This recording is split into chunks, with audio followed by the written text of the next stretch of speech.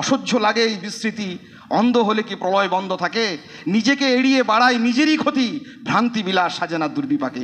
আল্লাহ পাক রব্বুল আলামিন পবিত্র কোরআনে স্পষ্ট করেছেন, লিকুল্লি উম্মাতিন জাআলনা মানসাকান। পৃথিবীর প্রত্যেক জাতির মধ্যে এই কোরবানির বিধান ছিল, আমাদের মধ্যেও রয়েছে, বর্তমান মুসলিম উম্মার মধ্যেও রয়েছে।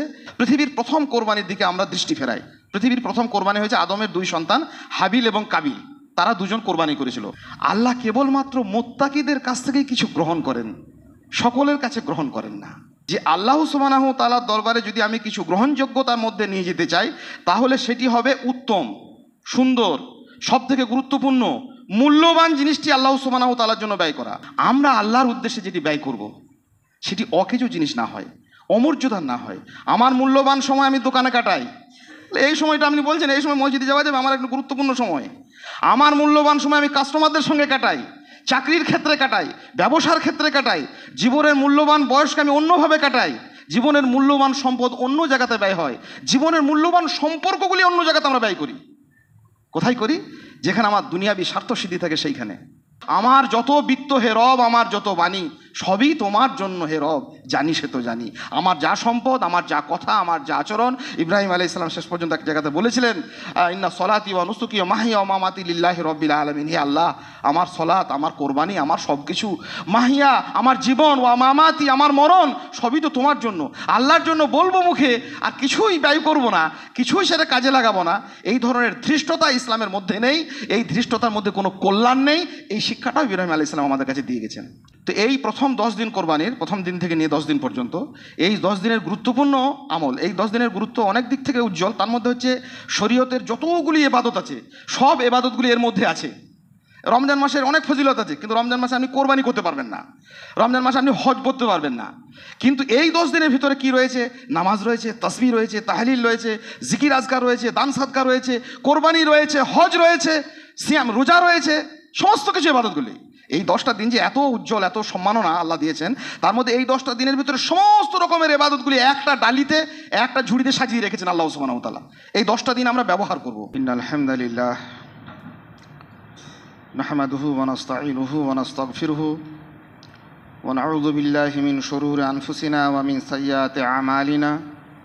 মান ইয়াহদিহিল্লাহু ফালা মুদিল্লা লাহু ওয়া মান ইউদ্লিল ফালা হাদিয়া লাহু। وأشهد أن لا إله إلا الله وحده لا شريك له وأشهد أن محمدا عبده ورسوله. أعوذ بالله من الشيطان الرجيم. بسم الله الرحمن الرحيم. يا أيها الذين آمنوا اتقوا الله حق تقاته ولا تموتن إلا وأنتم مسلمون.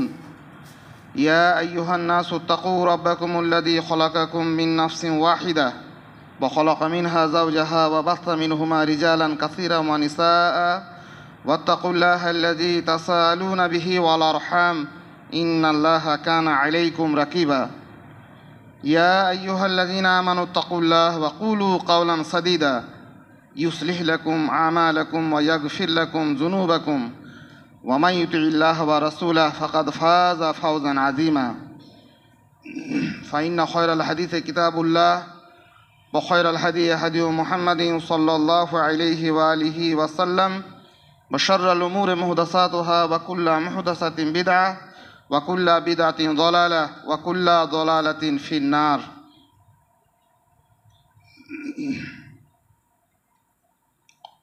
সম্মানিত উপস্থিতি, মহান আল্লাহ আমাদের প্রতি অনেক অনুগ্রহ করেছেন, আমাদেরকে পরিপূর্ণ একটি দিন ইসলামের মধ্যে অবস্থান করার তৌফিক দিয়েছেন এবং সেই দিনের যাবতীয় বিধিবিধান, অফুরন্ত নেয়ামত এবং কল্যাণ প্রাপ্তির আমাদেরকে সুযোগ দিয়েছেন। সেই মহান রবের অসংখ্য কৃতজ্ঞতা প্রশংসা জ্ঞাপনার্থে আমরা প্রকাশ করি আলহামদুলিল্লাহ।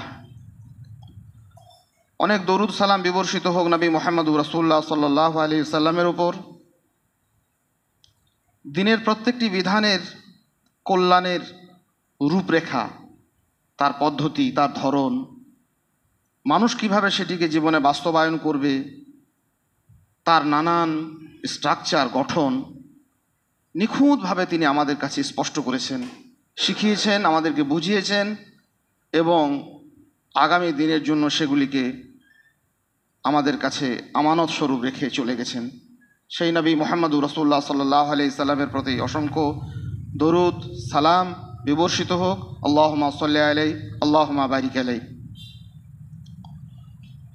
দিনের প্রত্যেকটি বিধিবিধান যেগুলি আমাদের উপর আল্লাহ সুবহানাহু ওয়া তাআলা আরোপ করেছেন, সলাৎ, সিয়াম, নামাজ, রোজা, হজ, যাকাত, কোরবানি, তার একটি বিশেষ বৈশিষ্ট্য হচ্ছে যে সেগুলি কোনো ভুঁইফোড় বা হঠাৎ করে গজিয়ে ওঠা কোনো বিষয় নয়। সেগুলির মধ্যে অনেক হিকমার মধ্যে একটি হিকমা রয়েছে। প্রাচীনত্বের দীর্ঘ সময় জুড়ে পৃথিবীর অজস্র জায়গাতে অজস্র জনপদে স্থাপিত হওয়ার একটা মৌলিক মানদণ্ড রয়েছে। দিনের প্রত্যেকটা বিধিবিধান তার মধ্যে রয়েছে প্রাচীনত্বের উজ্জ্বলতা। সেটি হঠাৎ করে কোনো মানুষের মস্তিষ্ক প্রসূত বা কোনো জনগোষ্ঠী বা কোনো দেশের মাধ্যমে সেটা উদ্ভূত হয়েছে এরকমটা নয়। যেমন তার মধ্যে রয়েছে প্রাচীনত্বের একটা উজ্জ্বলতা, অতীতের একটা ঐতিহ্য, তেমনি তার মধ্যে রয়েছে আধুনিকতার প্রয়োজনীয়তা। কীরকম? মানে কোনো একটি বিষয়, কোনো একটি নীতি নির্দেশ যে সময়ের অভিঘাতে সেটা পাংশুটে হয়ে যাবে, সেটা অকেজো হয়ে যাবে, সেটা অপ্রয়োজনীয় মনে হবে, ব্যাপারটা এরকমটা নয়। প্রত্যেকটি ইবাদতের ক্ষেত্রে যেমন রয়েছে তার অতীতের উজ্জ্বল ঐতিহ্য, তেমনি রয়েছে চিরন্তন চিরকালের আধুনিকতার আবেদন। সব সময় সর্বযুগে সর্বকালে তার প্রয়োজন সমানভাবে তুমুলভাবে বিদ্যমান। এই দিন আমরা পেয়েছি মহান আল্লাহর বিশেষ অনুগ্রহে। দিনের একটি বিধানের সম্পর্কে গুটি কয়েক কথা আজকে উপস্থাপন করব ইনশাআল্লাহ তাআলা আজিজ। সেটি আমাদের সামনে একটা মাস আসতে চলেছে, আরবি বর্ষের শেষতম মাস জিলহাজ, জুলহিজ্জা। এর প্রথম 10টি দিন নানাবিধ বর্ণাঢ্য আয়োজনে আল্লাহ সুবহানাহু ওয়া তাআলা মুমিনদের জন্য সাজিয়েছেন। নেয়ামতের, নেকির, কল্যাণের নানাবিধ বিধান রয়েছে, সে নিয়ে ইনশাআল্লাহ তাআলা আজিজ আমরা কথা বলবো। এর মধ্যে এই 10টি দিনের মধ্যে গুরুত্বপূর্ণ একটি ইবাদতের মধ্যে একটা ইবাদত হচ্ছে কোরবানি করা, উজহিয়া। আল্লাহ পাক রব্বুল আলামিন পবিত্র কোরআনে স্পষ্ট করেছেন, লিকুল্লি উম্মাতিন জাআলনা মানসাকান। পৃথিবীর প্রত্যেক জাতির মধ্যে এই কোরবানির বিধান ছিল, আমাদের মধ্যেও রয়েছে, বর্তমান মুসলিম উম্মার মধ্যেও রয়েছে। এই কোরবানি সংক্রান্ত কয়েকটি কথা আল্লাহ সুবহানাহু ওয়া তাআলা এই বিধানের মধ্যে যেটা আমাদের উপরে আরোপ করলেন। আমাদের পূর্ববর্তী জমায় আমাদের শায়েখ কোরবানির নানাবিধ ফজিলাত, তার গুরুত্ব, তাৎপর্য নিয়ে আলোচনা করেছিলেন। তো আজকে আমি যেটি গুটি কয়েক কথার মাধ্যমে বলার চেষ্টা করব সেটা হচ্ছে এর মধ্যে কি শিক্ষণীয় বিষয় রয়েছে, অতীতের কি উজ্জ্বলতা ঐতিহ্য রয়েছে, আর বর্তমানে তারই বা কী প্রয়োজনীয়তা, তার কি গুরুত্ব রয়েছে যেটি নিয়ে আমরা আজও বহন করে চলেছি, তার মধ্যে কি অফুরন্ত কল্যাণ রয়েছে, এই নিয়ে গুটি কয়েক কথা বলবো। পৃথিবীর প্রথম কোরবানির দিকে আমরা দৃষ্টি ফেরাই। পৃথিবীর প্রথম কোরবানি হয়েছে আদমের 2 সন্তান হাবিল এবং কাবিল, তারা দুজন কোরবানি করেছিল। আমি বিস্তারিতভাবে ঘটনাগুলি বলবো না, ঘটনার ভিতর থেকে নিঃসৃত যেটি সত্য, ঘটনার মধ্য থেকে নিঃসৃত যেটি আমাদের শিক্ষণীয় বিষয়, সেইটুকু কেবল উল্লেখ করব। হাবিল কাবিল দুজনে কোরবানি করল। কাবিল ছিল চাষি, সে তার কৃষিক্ষেত্রে গিয়ে একেবারে বেছে বেছে যে সমস্ত শীষগুলি পাংশুটে, অকেজো, অপুষ্ট, সেইগুলি নিয়ে এসে কোরবানি দিল। হাবিল ছিল পশুপালক, তিনি করলেন কি, নিজের খামারে গিয়ে সব থেকে নধরপুষ্ট সুন্দর একটি পশু দোম্বা নিয়ে এসে তিনি কোরবানি দিলেন। পবিত্র কোরআনের সংক্ষিপ্ত বর্ণনায় আমরা আলোকে যেটা পাই সেটা হচ্ছে এইরকম। হাবিলের সেই কোরবানি তদানীন্তন সময়ে কোরবানি গ্রহণযোগ্যতার যে মানদণ্ড ছিল, আসমান থেকে আগুন এসে সেটিকে নিয়ে চলে যাবে, সেইভাবে হাবিলের কোরবানি আল্লাহ সুবহানাহু ওয়া তাআলার দরবারে গৃহীত হলো। কোরবানি একটা ভালো ইবাদত, একটা গুরুত্বপূর্ণ আমল। তাহলে হাবিলের কোরবানিটা কী হলো? গ্রহণযোগ্য হলো। কাবিল তার কৃষিক্ষেত্রে গিয়ে সে বেছে বেছে যে অপুষ্ট অকেজো যে সমস্ত শীষগুলিকে নিয়ে এসে কোরবানি দিল, সেটি গৃহীত হলো না, আল্লাহর দরবারে কবুল হলো না। কবুল হলো না তো হাবিল কি করবে? কাবিলের কোরবানি কবুল না হওয়ার জন্য হাবিল কি দায়ী ছিল? দায়ী ছিল না। কিন্তু কাবিল রেগে গেল, রেগে গিয়ে বলল, লাকতুলান্নাকা, আমি তোমাকে হত্যা করব। রাগের চূড়ান্ত সীমায় পৌঁছে গিয়ে কাবিল কি বলল, যে আমি তোমাকে হত্যা করব। তো হাবিল বলল, আমাকে হত্যা করবেন কেন? আমি কি করলাম? আপনার কোরবানি কবুল হলো না, তো আমি কি করব?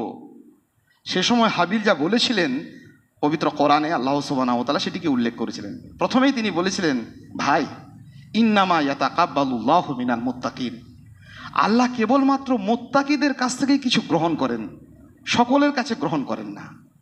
শিক্ষণীয় বিষয় এই সামগ্রিক ঘটনাটির মধ্যে প্রথম শিক্ষণীয় বিষয় হচ্ছে যে আল্লাহ সুবহানাহু ওয়া তাআলার দরবারে যদি আমি কিছু গ্রহণযোগ্যতার মধ্যে নিয়ে যেতে চাই, তাহলে সেটি হবে উত্তম, সুন্দর, সবথেকে গুরুত্বপূর্ণ, মূল্যবান জিনিসটি আল্লাহ সুবহানাহু ওয়া তাআলার জন্য ব্যয় করা।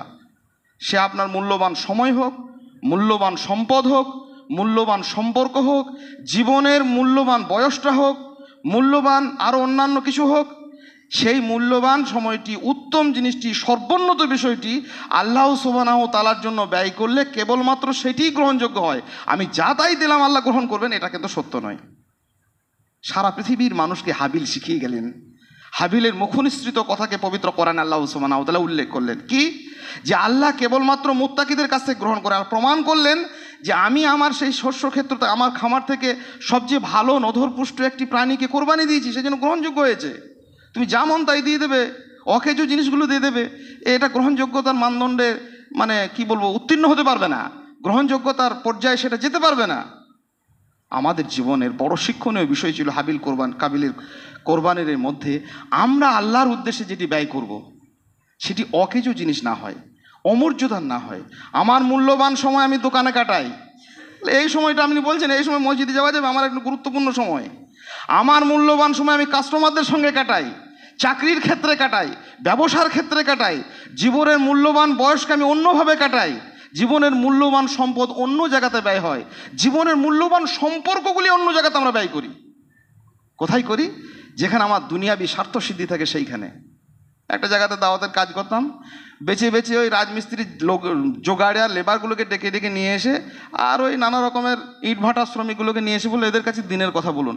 আল্লাহ আপনি বড় বড় মহাজনদের সঙ্গে কথা বলছেন, বিরাট ব্যবসায়ী লোক কলকাতার এই ডাকঘরের কাছে, আল্লাহ আপনি বড় বড় ব্যবসায়ী বিজনেসম্যানদের কাছে কথা বলছেন, তাদের কাছে দিনের কথা বলছেন না? বলে না না, সম্পর্ক নষ্ট হয়ে যাবে, আমার ব্যবসা বন্ধ হয়ে যাবে। কিসের মুসলমান আপনি? এই প্রতারণার কোনো কাজ নেই। পৃথিবীর ইতিহাসে হাবিল শিখিয়ে গেল, তোমার মূল্যবান সম্পর্ক ব্যয় হবে আল্লাহর জন্য, তোমার মূল্যবান সময় ব্যয় হবে আল্লাহর জন্য, মূল্যবান সম্পদ ব্যয় হবে আল্লাহর জন্য, মূল্যবান সম্পর্ক ব্যয় হবে আল্লাহর জন্য, নইলে গ্রহণযোগ্য হবে না। এটা হচ্ছে একটা সাদামাটা কথা। পৃথিবীর ইতিহাসে মানব, তখন তো মানুষ বেশি হয়নি, অল্প কজন মানুষ ছিলেন, মানব জাতির সূচনা লগ্নেই আল্লাহ পাক রব্বুল আলামিন স্পষ্ট করে দিলেন যে পৃথিবীর সব জিনিস আমি গ্রহণ করি না, গ্রহণ করি সেটা সর্বোন্নত জিনিসটা। আমার সর্বোন্নত জিনিসটাকে আমি কোথায় ব্যয় করেছি? জীবনের মূল্যবান বয়স, মূল্যবান সময়, দিনের মূল্যবান সময়, আমার সামগ্রিক জীবনের মূল্যবান সম্পদ। মানুষ এখনও প্রশ্ন করে ভাই সুদের টাকাটা কি মসজিদে মাদ্রাসায় কোথাও ব্যবহার করা যাবে না? সুদের টাকাটা আর ভালো টাকাগুলো কি হলো? সোনা টাকা সম্পদগুলো কি করলেন? এই যে প্রতারণা, অসহ্য লাগে এই বিস্মৃতি। অন্ধ হলে কি প্রলয় বন্ধ থাকে? নিজেকে এড়িয়ে বাড়ায় নিজেরই ক্ষতি, ভ্রান্তি বিলাস সাজে না দুর্বিপাকে। নিরন্তর আমরা এই আত্মহননের কাজ করে চলেছি। মূল্যবান জিনিসটাকে ওই কাবিলের মতো আমরা কি করেছি? অন্য জায়গাতে ব্যয় করেছি, অন্য ক্ষেত্রে ব্যবহার করেছি। আর যেগুলো অকেজো পাংশুটে, যেগুলো কোনো শীষ নেই, দানা নেই, সেই সময় সারাদিন কাজকর্ম করে ওই যে সময়টা বাজে সময় কোনোভাবে সময় পেলাম, সেইটা মসজিদে আসবো, মাদ্রাসায় আসবো, সমস্ত কাজ মিটিয়ে দিয়ে যদি আমার কিছু অর্থ থাকে সেটা দান করব। আমার সমস্ত কাজকর্ম মিটিয়ে দিয়ে রিটায়ার্ড হয়ে গেলাম, বৃদ্ধ হয়ে গেলাম, কাজকর্ম করার ক্ষমতা নাই, তখন বলি একবার হজ করতে যাব। এইরকম চিটিংবাজি, প্রতারণা দুনিয়াতে চলতে পারে, আল্লাহর সঙ্গে চলে না। পৃথিবীর সূচনা লগ্নেই আল্লাহ পাক রব্বুল আলামিন আমাদের বাপ আদমের দুই ছেলেকে দিয়ে এটা শিখিয়ে দিয়ে গেছেন। এই শিক্ষাটা আমরা যেন গ্রহণ করি। এই শিক্ষার মধ্যে প্রভূত কল্যাণ রয়েছে। কি কল্যাণ? যে আমরা আল্লাহ সুবহানাহু ওয়া তাআলার জন্য যেটা ব্যয় করব, সময় হোক, সম্পদ হোক, সম্পর্ক হোক, সর্বোন্নত জিনিসটা আল্লাহর জন্য ব্যয় করলে তবেই সেটা গ্রহণযোগ্য হবে। নাম্বার 2, হাবিল বললেন যে ভাই আমাকে মেরে কোনো কাজ নেই, ইন্নামা ইয়াতাকাব্বালুল্লাহ মিনাল মুত্তাকিন, আল্লাহ কেবলমাত্র মুত্তাকিদের কাছ থেকে গ্রহণ করে। ভালো জিনিস দিলেই যে গ্রহণ করবে এটাও নয়, ভালো করে মনে রাখতে হবে। হাবিল এটা স্পষ্ট করে দিলেন যে আমি যে নধরপুষ্ট সুন্দর পশুটি দিয়েছি বলেই গ্রহণযোগ্য হয়েছে না, আমাকে তার জন্য মুত্তাকি হতে হবে, পরহেজগার হতে হবে, আল্লাহওয়ালা হতে হবে, কেবলমাত্র আল্লাহর জন্যই সেটা সমর্পিত হতে হবে, আল্লাহ সুবহানাহু ওয়া তাআলার জন্য ছাড়া অন্য কোনো কারণের জন্য নয়, ইখলাসের সঙ্গে সেটিকে আমাকে দান করতে হবে। আল্লাহ এইটাকেই গ্রহণ করেন। চোর শোনে না ভক্তির কথা। কি বলল কাবিল? বললো যে ওসব হবে না, আমি ওসব শুনতে চাই না, আমি হত্যা করব। হাত বাড়ালো হত্যার। যখন হত্যাটা কেন? প্রতিহিংসার। এর জন্য তো দায়ী ছিল না হাবিল, শুধুমাত্র যে তোমার কোরবানি কবুল হবে আমার হলো না কেন, এই প্রতিহিংসায়। সারা পৃথিবীতে আজকে যে প্রতিহিংসার আগুন জ্বলেছে, তার ভিতরে কোনো ন্যায্য ন্যায়সঙ্গত কোনো কারণ নেই। তুমি ভালো কেন থাকবে, তোমার কেন ভালো চাকরি হবে, তোমার কেন ভালো ব্যবসা হবে, তুমি কেন সুখে শান্তিতে জীবনযাপন করবে, তোমার দেশ কেন অগ্রগতি হবে, তুমি কেন উন্নত সম্পদের অধিকারী হবে, তোমার বনজ সম্পদ কেন, তোমার খনিজ সম্পদ এত বেশি কেন? সারা পৃথিবীতে আবহমান কাল ধরে যুদ্ধ করেছে মানুষ, রক্তাক্ত কসাইখানা তৈরি করেছে মানুষ, জল্লাদের উল্লাস মঞ্চ তৈরি করেছে মানুষ, মৃত্যুর উপত্যকা তৈরি করেছে মানুষ, শুধুমাত্র প্রতিহিংসার জন্য। কিন্তু তার প্রতিবাদে কি করবে একজন মানুষ? মানব জাতি তৈরি হবে কি করে, মানব জাতি বেঁচে থাকবে কি করে? হাবিল শিখিয়ে গেলেন। হত্যার হাত যখন কাবিল বাড়ালো, হাবিল বলল, ভাই লাইন বাসাত্তা ইলাইয়া ইয়াদাক, তোমার হত্যার হাত যদি আমার দিকে তুমি বাড়াও, লেতাক তোলানি, আমাকে হত্যার জন্য, মা আনা বে বাসিত ইয়াদি, আমি কিন্তু হত্যার জন্য তোমার দিকে হাত উদ্যত করব না। কারণ এটা করলে তো 1:1 হয়ে যাবে, রেশিওটা চলতেই থাকবে। তুমি 5 জনকে মারলে, আমি 5 জনকে মারলাম, তুমি আবার 10টা মারলে, আবার 10টা মারলাম, মানব জাতি তো বিলুপ্ত হয়ে যাবে। তাহলে মানব জাতিকে সংরক্ষণের জন্য, মানুষের বেঁচে থাকার জন্য সারা পৃথিবীর মানুষের কাছে, সমস্ত কমিউনিটির কাছে, সমস্ত ধর্মের কাছে হাবিলের এইটা শিক্ষা ছিল, এটাই যে ভাই মারলেই যে মেরে দেবো, কাটলেই কেটে দেবো, হিংসা করলে হিংসা করব, তুমি আমার প্রতি অন্যায় করলে আমি অন্যায় করলো, তুমি ধর্ষণ করলে আমি তোমার বাড়ি থেকে ধর্ষণ করে আসবো, এটা কোনো ফায়সালা নয়। ইদফা বিল্লাতি হিয়া হাসান, মন্দকে মন্দ দিয়ে প্রতিহত করা যায়নি, মন্দকে ভালো দিয়ে প্রতিহত করতে হয়। এটা পবিত্র কোরআনের বার্তা, কোরআনের মেসেজ। আল্লাহ সুবহানাহু ওয়া তাআলা হাবিলকে দিয়ে শেখালেন মানুষের জাতির কাছে যে তুমি হত্যা করতে এলে হত্যা করব, তুমি হিংসা করলে হিংসা করব, তুমি আমার দিকে মৃত্যুর হাত পরোয়ানা জারি করলে আমি জারি করে দেবো, এতে কোনো কল্যাণের কাজ হবে না। কি? ইন্নী আখাফুল্লাহ, আমি আল্লাহকে ভয় করি, রব্বাল আলামিন, যিনি নিখিল জগতের রব, প্রতিপালক। আল্লাহকে ভয় করে বলছি ভাই, আমি এই কাজটা করতে ঠিক রাজি নই, এ কাজের জন্য আমি প্রস্তুত নই। তুমি হত্যার হাত বাড়ালেও আমি তোমার দিকে হত্যার হাত বাড়াবো না। মৌলিক 3টি শিক্ষা আমরা পেলাম। একটা হচ্ছে আল্লাহ সুবহানাহু ওয়া তাআলার জন্য আমরা সর্বোন্নত সময়, সর্বোন্নত সম্পদ, ভালো জিনিস ব্যয় করব। ব্যয় করার সময় আমরা তাকওয়ার মাধ্যমে ব্যয় করব, আল্লাহর ভয়ে, আল্লাহর ভালোবাসায়, ইখলাসের সঙ্গে সেটিকে খরচ করব। 3 নম্বর, প্রতিহিংসার মধ্যে মানব জাতি টিকে থাকতে পারে না। মানব জাতির বিলুপ্তির বড় একটি কারণ হচ্ছে প্রতিহিংসা। কোনোভাবে এই প্রতিহিংসার বার্তা নিজেদের মধ্যে ছড়াবো না। আমরা সেই হাবিলের বার্তার ছড়াবো যে ভাই তুমি মারতে, আমি তোমাকে মেরে দেবো, কেটে দেবো। এই করে পৃথিবীতে মানব জাতি একটা বিলুপ্ত জাতিতে পরিণত হবে, বেঁচে থাকতে পারবে না। কাজেই মানুষের বেঁচে থাকার জন্য, মানুষের সুন্দরতম জীবনযাপনের জন্য সহনীয় হতে হবে, সহনশীল হতে হবে, মানুষকে সহজ সরল ভাষায় পরামর্শ দিতে হবে, উপদেশ দিতে হবে। অনেক নদী নালা পাহাড় কন্দর পার হয়ে এলাম। আদম আলাইহিস সালাম থেকে নূহ আলাইহিস সালাম, দাউদ, ইসমাইল, ইব্রাহিম, যুগ যুগ ধরে নবী মুহাম্মদ রাসূলুল্লাহ সাল্লাল্লাহু আলাইহি ওয়াসাল্লাম পর্যন্ত আবহমান কালের ইতিহাসের ধারা চলতে লাগলো। আমরা যে কোরবানির সামনে এসে দাঁড়িয়েছি আজকে, সেটি নবী সাল্লাল্লাহু আলাইহি সাল্লাম আমাদেরকে সেই সমস্ত মানাসাকগুলো শিখিয়ে গেছেন। আর তার ঐতিহ্যের একটি বড় ঐতিহ্য জড়িয়ে আছে। আমাদের পূর্বতন একজন মানুষ, শুধু মানুষ নন, নাবী, তিনি শুধু নাবী নন, মুসলিম এই যে নামটা আমরা ব্যবহার করি, এই নামের একজন মহান তিনি রূপকার, মুসলিম জাতির একজন মহান রূপকার বলা যায় নবী ইব্রাহিম আলাইহিস সালাতু ওয়াত তাসলিম। তিনি, তাঁর কোরবানি ছিল আমাদের কাছে খুব প্রসিদ্ধ, সেই কোরবানির ইতিহাস আমাদের কাছে খুব উজ্জ্বল। গুরুত্বপূর্ণ কতগুলো শিক্ষা ছিল, অনেকগুলো শিক্ষার মধ্যে গুরুত্বপূর্ণ একটা শিক্ষা হচ্ছে যে আমি যে নিজেকে মুসলিম বলছি, মুসলিম জাতির মধ্যে অন্তর্ভুক্তি আমার যে রয়েছে, একজন মানুষকে একটা ভালো জাতির, একজন মহান জাতির যদি আমাকে সদস্য হতে হয়, মহান সমাজের যদি অধিকারী হতে হয়, মহান একটি সামাজিক জীব হিসাবে যদি আমাকে আত্মপ্রকাশ করতে হয়, তাহলে আমি জাতি হিসাবে বড় আর মানুষ হিসাবে ক্ষুদ্র, এটা হয় না। আমি বলছি আমি একজন মহান জাতির সদস্য আর ব্যক্তি হিসাবে আমি অত্যন্ত অসৎ, এটি হতে পারে না। ইব্রাহিম আলাইহিস সালাম মানুষকে শেখালেন যে একটা বিশাল প্রকাণ্ড একটা রূপ নিয়ে, আকার নিয়ে সারা পৃথিবীতে যে মুসলিম উম্মার তিনি রূপকার হয়ে দাঁড়ালেন। আল্লাহ সুবহানাহু ওয়া তাআলা মানব জাতির প্রতিনিধিত্বের তাকে একটা জায়গা দিলেন এবং তিনি উচ্চারণ করেন আনা আউয়ালুল মুসলিমিন, আমি প্রথম মুসলিম। এই যে কঠিন কথাকে তাকে উচ্চারণ করতে হলো, তার ভিতরে একটা গুরুত্বপূর্ণ সত্য নিহিত ছিল। মানুষ হিসাবে হতে হবে তাকে প্রবলভাবে তাকওয়ার, পরহেজগারিতার, ইখলাসের এক প্রকাণ্ড প্রতিমূর্তি। তাহলে আমি একজন সমাজের সামাজিক জীব হয়ে বেঁচে থাকতে চাইলে মানুষ হিসেবে আমাকে ভালো হতে হবে। শুধু ব্যক্তিগত আমি একাই হব তা নয়, একটা ভালো পরিবারও গঠন করতে হবে। এটা কোরবানির একটা মহান শিক্ষা ছিল, যে একজন ভালো পরিবার ছাড়া, একজন আদর্শ একটি পরিবার ছাড়া একটি আদর্শ সমাজ কোনোদিন তৈরি হতে পারে না।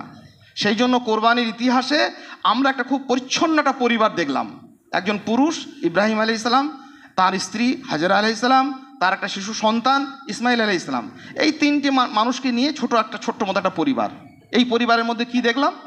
দেখলাম আদর্শ পরিবার গঠনের জন্য, যেটা আগামী দিনে আদর্শ সমাজ গড়বে, আদর্শ একটি জাতির তারা প্রতিনিধিত্ব করবে, তাদের মধ্যে মৌলিক একটা বৈশিষ্ট্য থাকতে হবে আনুগত্য, পারস্পরিক বোঝাপড়া, ভালোবাসা। এ একটা কথা বলবে, ও একটা কথা বলবে, এরকমটা নয়।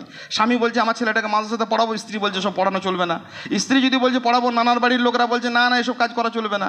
ইনি বলছেন দান করবো, উনি দানের বিরোধিতা করছেন। ইনি হালাল রুজির জন্য চেষ্টা করছেন, স্ত্রী বলছে সব হালাল হারাম বাঁচলে আমার মানে যে সমস্ত কাজগুলো করতে চাইবো সেগুলো সম্ভব হবে না। এই যে পারস্পরিক বৈরিতা, বিরূপতা থাকলে না গড়ে উঠবে কোনো পরিবার, না গড়ে উঠবে কোনো সমাজ, না গড়ে উঠবে না গড়ে উঠবে কোনো মুসলিম। ইব্রাহিম আলাইহিস সালাম কোরবানির মধ্যে মহান একটা রূপকার, জাতির পিতা হিসেবে তিনি মানুষের কাছে শিক্ষা দিলেন। এত কঠিন সিদ্ধান্ত, ভাবতে অবাক লাগে না?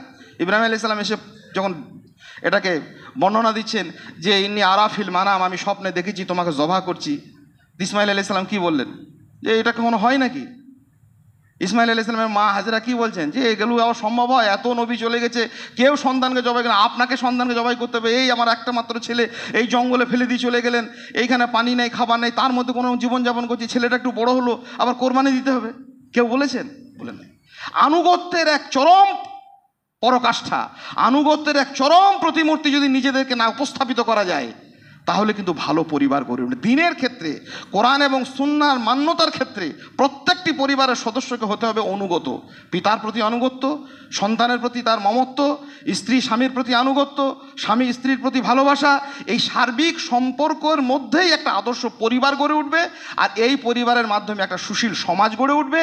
সমাজ গঠনের জন্য, জাতি গঠনের জন্য মানুষ গড়াটা যে খুব দরকার, আর সেই মানুষ গঠনের জন্য যে আনুগত্যের দরকার, আমরা কাউকেই মানি না, নিজেকেই মানি না, নিজের প্রতি কি বলবো, বিধ্বংসী সিদ্ধান্ত নিতে আমরা ভয় পাই না, তো অন্য কাউকে মান্যতার কোনো কারণ নেই। কোরআন এবং সুন্নাহর প্রতি, দিনের প্রতি অবিচল এই আনুগত্যই কেবলমাত্র মানুষকে কল্যাণের পথ দেখাতে পারে। কোরবানির মাধ্যমে সেই শিক্ষাটা আমাদেরকে দেওয়া হয়েছে। কোরবানির মাধ্যমে একটা মহান শিক্ষা ছিল ত্যাগের। ইব্রাহিম আলাইহিস সালামকে আল্লাহ বললেন, সন্তানকে তিনি নিয়ে গেলেন সেই কঠিন জায়গাটা যদি কখনো তাকিয়ে দেখেন গা ছমছম করবে, যে পাহাড়ের অনেকটা উঁচু জায়গা, মানে টেনে টেনে তুলে নিয়ে গেছেন, আর নিয়ে গিয়ে কোরবানি করতে উদ্যত হয়েছেন। এই কঠিন সিদ্ধান্ত নিয়েছেন কেন? আল্লাহ সুবহানাহু ওয়া তাআলার আনুগত্যটা কি? ভালোবাসাটা কি? যে আমি আল্লাহকে ভালোবাসি, সন্তানকেও ভালোবাসি, স্ত্রীকেও ভালোবাসি, কিন্তু আল্লাহ এবং আল্লাহর বিধানের প্রতি ভালোবাসাটা সবার উপরে। আমরা এই সত্য থেকে বারবার নিজেদেরকে বিচ্যুত করার জন্য আমরা অজস্র কাজ শুধুমাত্র ভালোবাসার নিরিখে সেগুলিকে আমরা বর্জন করি। সন্তানকে আমরা দিন শেখাইনি, কি হচ্ছে? কষ্ট হচ্ছে। নিজে সন্তানকে সলাতের জন্য উঠে আসি, নিজের সন্তানকে উঠাতে পারিনি। পরিবারের অজস্র কোরআন এবং সুন্নাহ বিরোধী আমল করছে, বলতে পারিনি। ছোট ছেলে, অমুক মেয়ে, নিজের আত্মীয় স্বজন কি করবে, পারছে না, কি করবে, করছে না, ইত্যাদি ইত্যাদি। এই ভালোবাসার এই ধরনের নিকৃষ্ট ধরনের আবেগ তাড়িত অভ্যাসে আমরা দিনকে বর্জন করেছি। যে নবী মুহাম্মদুর রাসূলুল্লাহ সাল্লাল্লাহু আলাইহি সাল্লামের উম্মত হিসেবে গর্ব করছি, যে ইব্রাহিম আলাইহিস সালাতু ওয়াত তাসলিমের মুসলিম জাতির মধ্যে নিজেকে অন্তর্ভুক্ত করছি, সেই নবীদের প্রতি আমরা প্রকারান্তরে বিরুদ্ধাচরণ করছি প্রত্যেকটা ক্ষেত্রে। ইব্রাহিম আলাইহিস সালাম কোরবানির মাধ্যমে শেখালেন সত্যের কাছে, আল্লাহর নির্দেশের কাছে, আল্লাহ সুবহানাহু ওয়া তাআলার আনুগত্যের কাছে সমস্ত রকমের সম্পর্ক, সমস্ত রকমের ভালোবাসা, সমস্ত রকমের আবেগ, সমস্ত ধরনের অজুহাত, এগুলিকে বর্জন করা অপরিহার্য, জরুরি। আল্লাহর নির্দেশ দিয়েছেন, এটা আমাকে করতে হবে। তার জন্য দুনিয়াবী জীবনে, বাস্তবতায়, আমাদের লৌকিকতায়, আমাদের যাপিত জীবনের নানান অঙ্গে প্রত্যঙ্গে অজস্র ব্যাঘাত ঘটতে পারে, প্রতিকূলতা ঘটতে পারে, সেগুলিকে অগ্রাহ্য করে ইব্রাহিম আলাইহিস সালাম গেলেন এবং সেখানে কোরবানি দিতে উদ্যত হলেন। আমরা ত্যাগের জন্য নিজের জীবনের সন্তান ত্যাগ করেছেন, এই মহান আদর্শকে প্রতি বছর আমরা গল্প শুনি, আমরা গল্পের মতো সেগুলোকে জীবনে ইতিহাস হিসাবে, ঐতিহ্য হিসাবে সেগুলিকে গ্রহণ করি। আর ত্যাগের বেলায় নিজের সামান্য সম্পদ, একটু সময়, সন্তানকে একটু দিনই শিক্ষা, পরিবারে একটু দিনই আলোচনা, এইটুকু সময়, এইটুকু সম্পদ, এইটুকু অভ্যাস, এইটুকু চর্চা ব্যয় করতে পারি না। এটি আমাদের কাছে খুব লজ্জার। কোরবানির প্রতি এটা আমাদের প্রতি একটা অবমাননা, কোরবানির বিধানের প্রতি আমাদের একটা কি বলবো অত্যন্ত নিকৃষ্ট মানের একটি ধারণা। আমরা যদি কোরবানির অতীত ঐতিহ্যকে, ইতিহাসকে সত্য সত্য উপলব্ধি করতাম, তাহলে ত্যাগের এই মহান দৃষ্টান্তটাকে আমরা সত্য সত্যই গ্রহণ করতাম। তাহলে গুরুত্বপূর্ণ একটা শিক্ষা হলো, আমাদের সন্তান, আমাদের সম্পদ, আমাদের ব্যয়, আমার যত বিত্ত হে রব, আমার যত বাণী, সবই তোমার জন্য হে রব, জানি সে তো জানি। আমার যা সম্পদ, আমার যা কথা, আমার যা আচরণ, ইব্রাহিম আলাইহিস সালাম শেষ পর্যন্ত এক জায়গাতে বলেছিলেন, ইন্না সলাতি ওয়া নুসুকি ওয়া মাহিয়া ওয়া মামাতি লিল্লাহি রাব্বিল আলামিন। হে আল্লাহ, আমার সলাত, আমার কোরবানি, আমার সব কিছু, মাহিয়া আমার জীবন, ওয়া মামাতি আমার মরণ, সবই তো তোমার জন্য। আল্লাহর জন্য বলবো মুখে, আর কিছুই ব্যয় করব না, কিছুই সেটা কাজে লাগাবো না, এই ধরনের ধৃষ্টতা ইসলামের মধ্যে নেই। এই ধৃষ্টতার মধ্যে কোনো কল্যাণ নেই। এই শিক্ষাটাও ইব্রাহিম আলাইহিস সালাম আমাদের কাছে দিয়ে গেছেন। আর একটি সূক্ষ্ম শিক্ষা রয়েছে, এটা অনেকেরই জানা নেই, না থাকারই কথা, অনেকের জানা থাকতেও পারে, মনে রাখবেন, ইনশাআল্লাহ তাআলার কাজে লাগবে। ইসলাম দ্রোহীদের, ইসলাম বিরুদ্ধাচরণ যারা করেছে, ইসলামের যারা বিরুদ্ধে নানা রকমের শয়তানিভাবে প্রপাগান্ডা চালিয়েছে, তাদের একাংশের একটা সময়ে মত ছিল, তারা অনেক সময় এই কথা বলেছে যে ইসলাম নাকি ইব্রাহিম আলাইহিস সালামের সময় থেকে নাকি পৃথিবীতে নরবলি এই প্রথাটা চালু হয়েছে। আমি নিজেও শুনেছি, ছোটোবেলাতে স্কুলে আমার সহপাঠী ছেলেমেয়েরা একসময় বলেছিল যে সেই সময় একটা নরবলির একটা ঘটনা ঘটেছিল আমাদের দেশে, খুব অপ্রীতিকর ঘটনা, সে নিয়ে দেশ তোলপাড় হয়েছিল বহু বছর আগে। তো কোনো একটা ধর্মীয় লবি থেকে একটা শিশুকে নরহত্যা মানে নরবলি দেওয়া হয়েছিল কোনো একটা জায়গাতে, সেই নিয়ে একটা তুমুল প্রপাগান্ডায়, তুমুল একটা মানে দেশ জুড়ে একটা আলোড়ন সৃষ্টি হয়েছিল। তো কতগুলো ছেলে বলছে তারা যে এই বিধানটা আসলে এই যে ইব্রাহিম কোরবানি দিয়েছিল নিজের ছেলেকে, এই থেকে নরবলিটা পৃথিবীতে চালু হয়েছে। নাউজুবিল্লাহ মিন যালিক। নরবলি চালু হওয়া তো দূরের কথা, পৃথিবীর আবহমান কালের ইতিহাস যদি আপনি দেখেন, দেখতে পাবেন পৃথিবীর বিভিন্ন সমাজে, বিভিন্ন যুগে মুশরিকদের, আল্লাহদ্রোহীদের একটা অভ্যাস ছিল বিভিন্ন ধর্মীয় উৎসব অনুষ্ঠানে বিভিন্ন বিষয়কে বলি দেওয়ার মধ্যে মানুষ বলি দেওয়ার প্রথা। পৃথিবীতে যুগ যুগ ধরে এটা ছিল, তান্ত্রিকতা এটা ছিল, কাপালিক আচার্যদের মধ্যে ছিল, বিভিন্ন মুশরিক মতাদর্শের মধ্যে এটা ছিল। ইব্রাহিম আলাইহিস সালামের যুগে এসে নরবলির মতো এই জঘন্য পদ্ধতিটাকে, এই প্রথাটাকে আল্লাহ সুবহানাহু ওয়া তাআলা চিরতরে বিলুপ্ত করে দিলেন। ওরা উল্টো কথা বুঝেছে। এ কথার উত্তর আমাদের ওলামারা, আমাদের সালাফরা দিয়েই গেছেন আমাদের কাছে, কি ইব্রাহিম আলাইহিস সালামের পর থেকে নরবলিটাকে জঘন্য এবং এটা কোনোভাবে মানবোচিত নয়, মানুষের জন্য সহনীয় নয়। আল্লাহ সুবহানাহু ওয়া তাআলা একটা পরীক্ষার মাধ্যমে এই পদ্ধতিটাকে পৃথিবী জুড়ে বিলুপ্ত করে দিলেন। বিলুপ্ত কী করে করলেন? বিলুপ্ত করলেন, নরবলির মতো প্রথা যদি পৃথিবীতে জায়েজ হতো, আল্লাহর বিধানের মধ্যে কিছু হতো, তো ইব্রাহিম আলাইহিস সালামই ছিলেন সেই কাজের জন্য আদর্শ মানুষ। তিনি তো নিয়েই গিয়েছিলেন, সন্তানও তো রাজি ছিল, সন্তানকে তো জবাহ করার জন্য উদ্যতও করা হয়েছিল, তারপরেও কি জবাহ হয়েছিল? হয়নি। হয়নি এই জন্যই যেটা মানবীয় প্রথা হিসাবে আল্লাহ চাননি।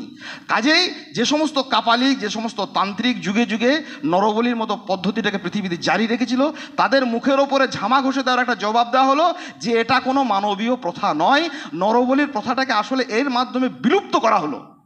হ্যাঁ, এটাই সত্য কথা। এটা খুব গুরুত্বপূর্ণ একটা শিক্ষা যে এটা আমাদের যদি তাই হতো, তাহলে ইব্রাহিম আলাইহিস সালাম তার জন্য আদর্শ ব্যক্তিত্ব ছিলেন। তিনি নিজের স্বেচ্ছায় গিয়েছিলেন, সন্তান রাজি হয়েছিল, সন্তান বলছেন নিজে সাতাজিদুনি ইনশাআল্লাহু মিনাস সাবিরিন, আল্লাহ আব্বা, আল্লাহ আপনাকে যা বলেছেন আপনি তাই করুন, আমি কিন্তু এ ব্যাপারে ধৈর্যশীল থাকবো। এত কঠিন কথা উচ্চারণের পরেও আল্লাহ সুবহানাহু ওয়া তাআলা এই কাণ্ড সংগঠিত হতে দেননি। কিন্তু যে সমস্ত তন্ত্রমন্ত্র, যে সমস্ত তান্ত্রিকতায় এই ধরনের বদভ্যাস, মানুষ ইচ্ছামতো বিভিন্ন সময়ে শিশু সন্তানকে, বৃদ্ধকে, পুরুষকে, নারীকে বিভিন্ন জায়গাতে বলি দেওয়ার এই জঘন্য নারকীয় কাণ্ড চলতো, এর মাধ্যমে সেটা কিন্তু চিরতরে বিলুপ্তির একটা ইঙ্গিত, বিলুপ্তির একটা নির্দেশনাও এর মধ্যে পাওয়া গেল। আমরা গুরুত্বপূর্ণ কতগুলো শিক্ষণীয় বিষয় শিখলাম, ইনশাআল্লাহ তাআলা আজিজ আমাদের জীবনে সেগুলিকে বাস্তবায়ন করব। যুগে যুগে ইসলামের প্রত্যেকটি বিধিবিধানের মধ্যে যে ঐতিহ্য রয়েছে, উজ্জ্বলতায় পরিপূর্ণ রয়েছে এবং আধুনিকতায় সেটা চিররঙিন হয়ে আছে আমাদের কাছে, সেই সমস্ত দিনের বিধিবিধানগুলোকে আমাদের জীবনে বাস্তবায়ন করা, অন্য মানুষের কাছে সেগুলিকে প্রকাশ করা আল্লাহ আমাদেরকে তৌফিক দিন। আল্লাহুম্মা আমিন। আস্তাগফিরুল্লাহ লি ওয়া লাকুম ওয়া লিসাইরিল মুসলিমিন, আস্তাগফিরু ইন্নাহু হুয়াল গফুরুর রহিম।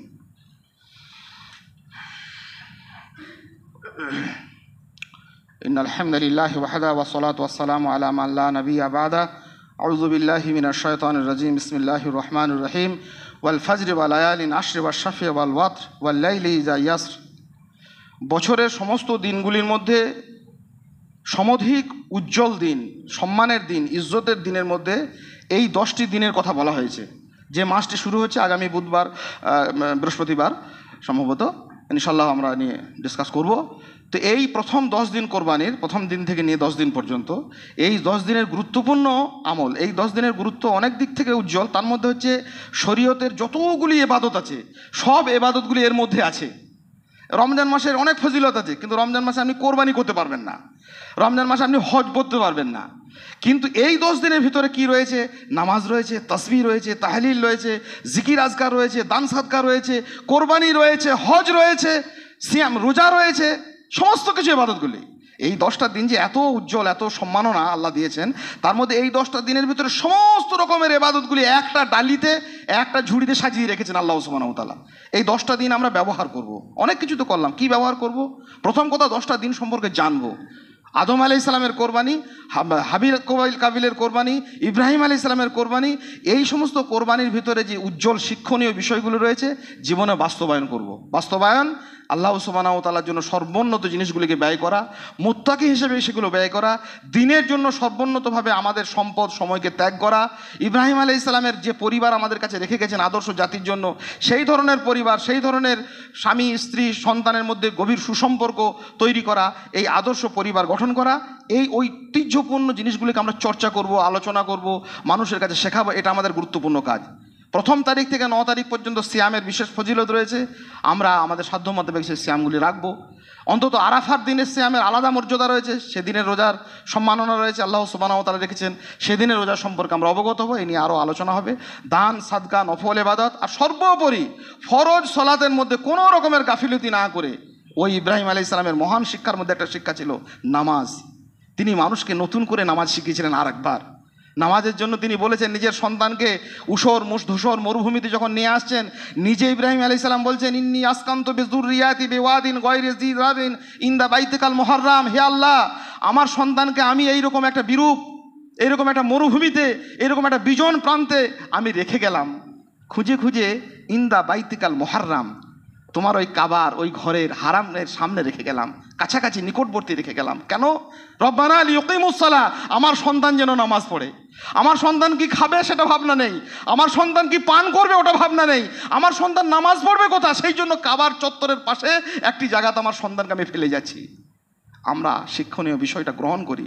নামাজে আমাদের খুব গাফিলতি, প্রবলভাবে গাফিলতি। বহু মানুষের পড়েই না, পড়লে ইচ্ছা মতো পড়ে, যখন খুশি পড়ে, যেদিন ইচ্ছা পড়ে, সময় বুঝে পড়ে। এই ধরনের ধৃষ্টতা আমরা আল্লাহর সঙ্গে যেন না করি, কারণ এই ক্ষতিগুলো নিজেকেই ক্ষতি করা। আমরা এই 10 দিনে নতুন করে আবার অভ্যাস করি সলাতের যত্ন নেওয়া, পরিচর্যা করা, জামাতের সঙ্গে আসা, বিভিন্নভাবে পরিবারের অন্যান্য সদস্যদের মধ্যে নামাজের তাগিদ সৃষ্টি করা।